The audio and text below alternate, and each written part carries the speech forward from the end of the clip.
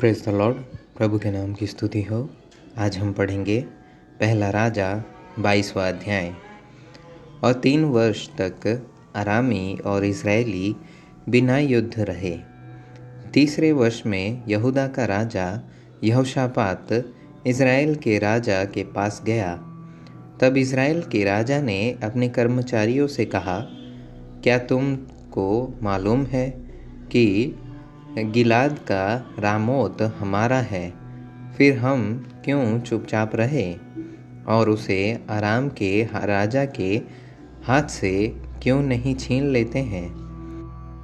और उसने यहोशापात से पूछा, क्या तू मेरे संग गिलाद के रामोत से लड़ने के लिए जाएगा?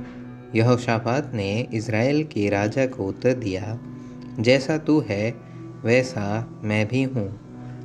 जैसी तेरी प्रजा है वैसी ही मेरी भी प्रजा है, और जैसे तेरे घोड़े हैं वैसे ही मेरे भी घोड़े हैं।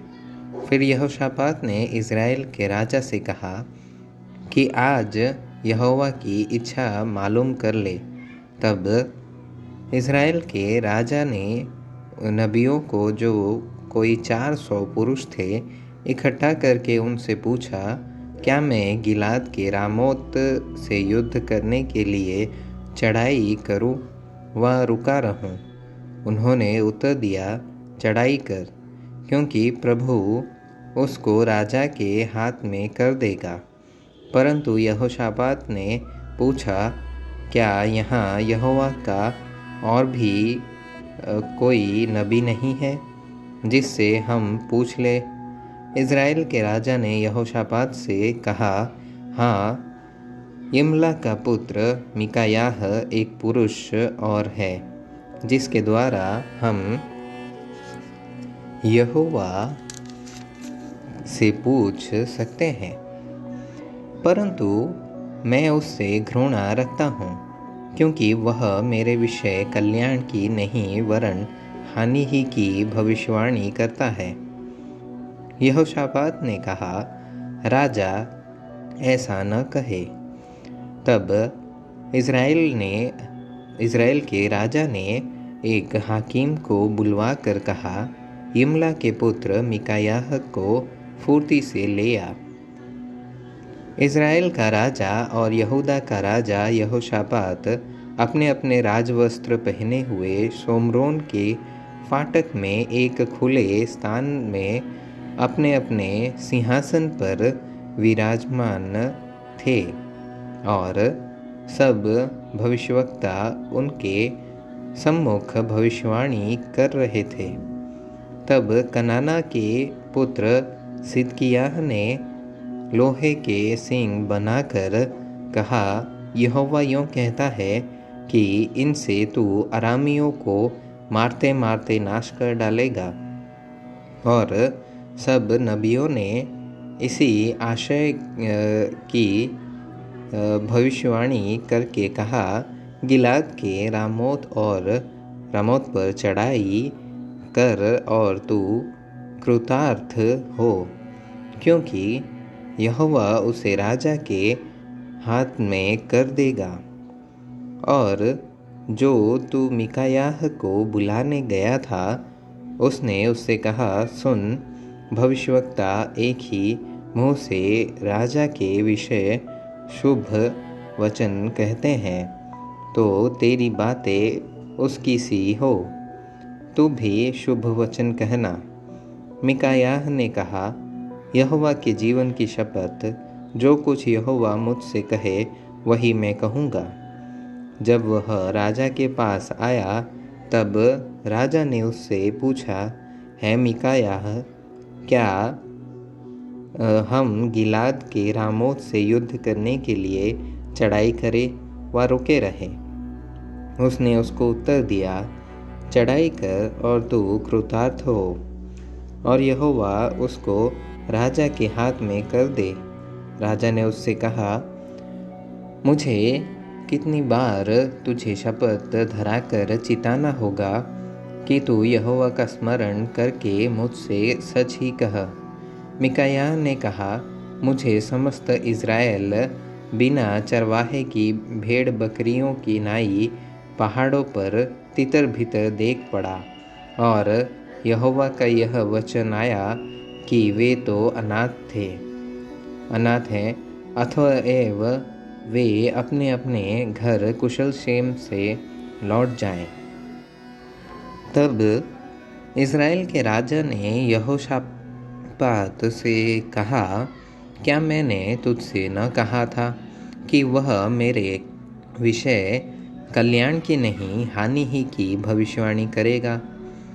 मिकायाह ने कहा, इस कारण तू यहोवा का यह वचन सुन। मुझे सिंहासन पर विराजमान यहोवा और उसके पास दाहिने बाएं खड़ी हुई स्वर्ग की समस्त सेना दिखाई दी है। तब यहोवा ने पूछा, अहाब को कौन ऐसा बहकाएगा कि वह गिलाद के रामोत पर चढ़ाई करके खेत आए? तब किसी ने कुछ और किसी ने कुछ कहा। निदान एक आत्मा पास आकर यहोवा के सम्मुख खड़ी हुई और कहने लगी, मैं उसको बहकाऊंगी। यहोवा ने पूछा, किस उपाय से? उसने कहा, मैं जाकर उसके सब भविष्यवक्ताओं में बैठ कर उनसे झूठ बुलवाऊंगी।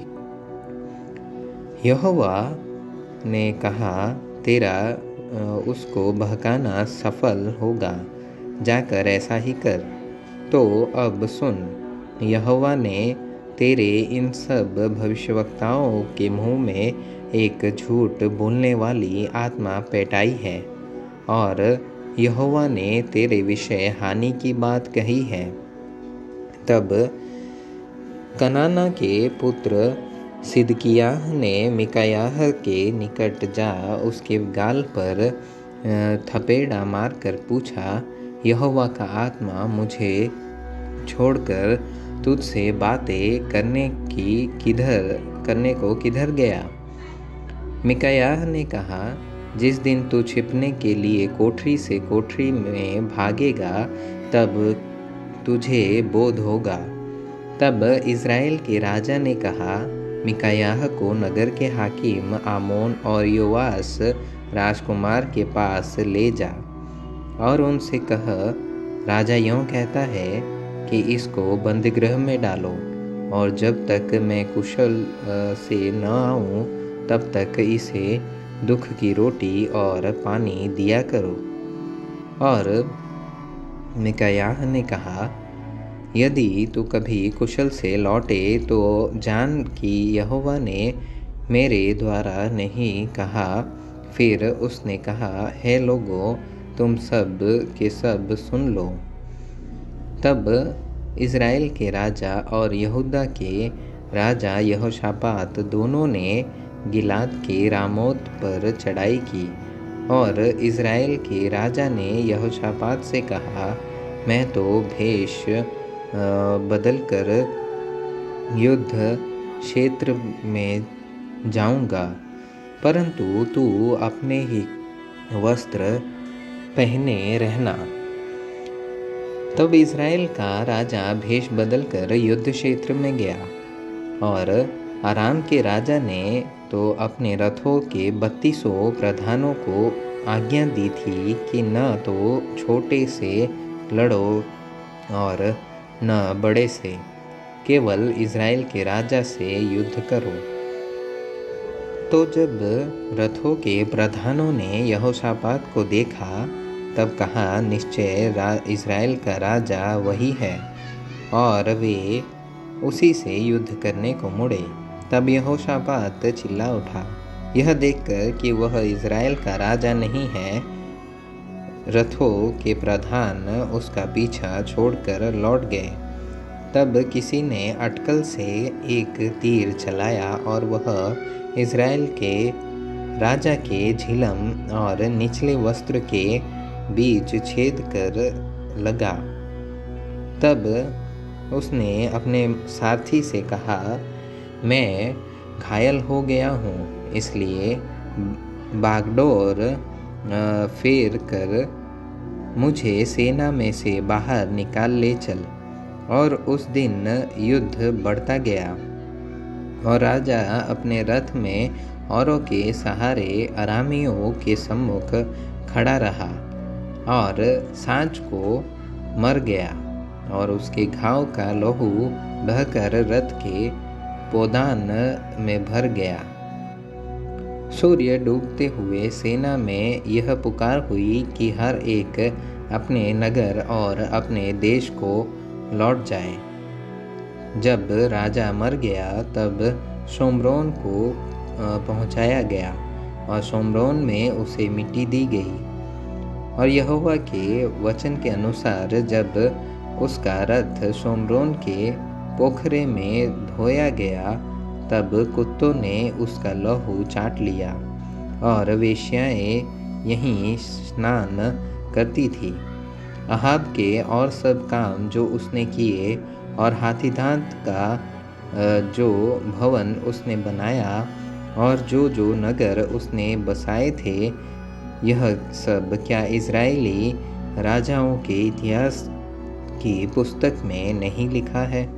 निदान अहाब अपने पुरखाओं के संग सो गया और उसका पुत्र अहज्या उसके स्थान पर राज्य करने लगा।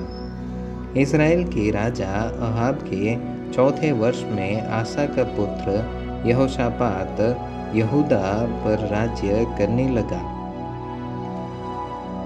जब यहोशापात राज्य करने लगा तब वह 35 वर्ष का था और 25 वर्ष तक यरूशलेम में राज्य करता रहा। और उसकी माता का नाम अजूबा था जो सिल्ही की बेटी थी और उसकी चाल सब प्रकार से उसके पिता आसा की सी थी, अर्थात जो यहोवा की दृष्टि में ठीक है वही वह करता था और उससे कुछ न मुड़ा। तो भी ऊंचे स्थान ढाए न गए। प्रजा के लोग ऊंचे स्थानों पर उस समय भी बलि किया करते थे और धूप भी जलाया करते थे। यहोशापात ने इज़राइल के राजा से मेल किया और यहोशापात के काम और जो वीरता उसने दिखाई और उसने जो लड़ाइयाँ की, यह क्या सब यहूदा के राजाओं के इतिहास की पुस्तक में नहीं लिखा है? पुरुषगामियों में से जो उसके पिता आशा के दिनों में रह गए थे, उनको उसने देश में से नाश किया।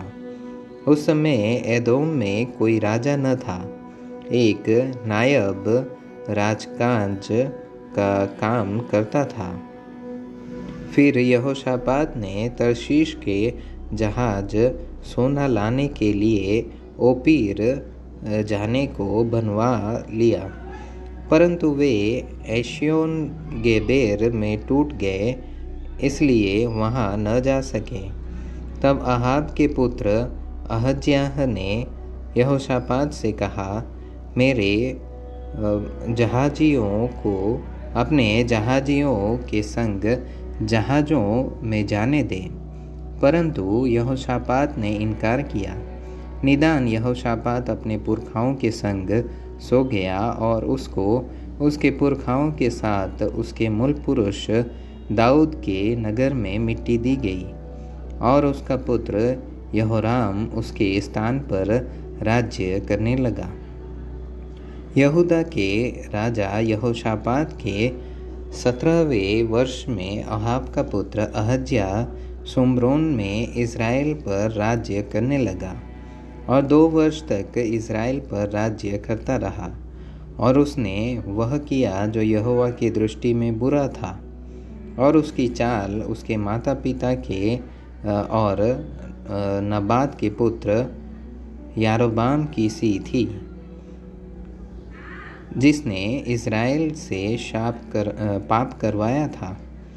जैसे उसका पिता बाल की उपासना और उसे दंडवत करने से इज़राइल के परमेश्वर यहोवा को क्रोधित करता रहा, वैसे ही अहज्या भी करता रहा।